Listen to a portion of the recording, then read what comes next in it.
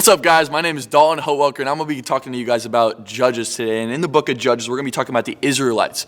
So the Israelites are getting ruled by King Jabin and the ruler of his army, Sisera, right? And the Israelites did not like these guys, right? They weren't ruling over the Israelites well. The Israelites didn't like them. So they prayed to God. They prayed to the Lord, and they said, "Please help us. We need help. We do not like these guys," right?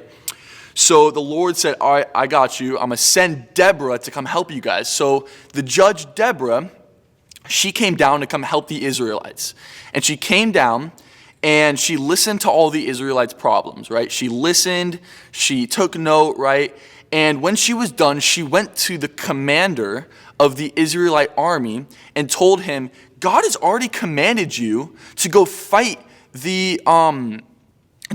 Sisera and King Jabin. He already commanded you, and he already promised you the win of that battle. So God has already commanded you to go fight these guys, and he's already told you guys are going to win." So, right, and Barak, the commander, was like, "Oh, I don't want to do that. No, unless you, Deborah, unless you go with me and go fight this battle with me, I don't want to go. And if you don't go, I'm not going," right? So Deborah was like, okay, I'll go with you and I'll go into this battle with you. But the thing is that since we already know we're going to win, so when we win, when the Israelites beat this Sisera, right? When we already win, you are going to get none of the honor. So all of the fame, the popularity for beating this army, all of the honor for winning, you're getting none of that because I'm going with you. And Barak said, "That's okay. I'm okay with that." And Deborah said, Deborah prophesies that a woman is going to kill Sisera, right? So Barak and Deborah lead the Israelite army into battle against Sisera and King Jabin, and the Israelites kill all the army except Sisera. So Sisera runs away in fear, right? So he runs away to a tent. The tent belonged to Heber and his wife Jael.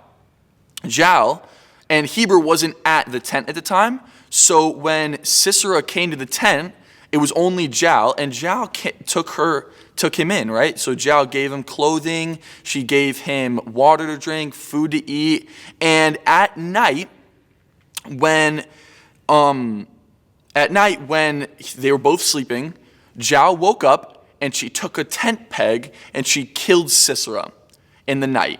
So when Deborah and Barak, commander of the army, found all this out, they praised God because God had finished the battle, right?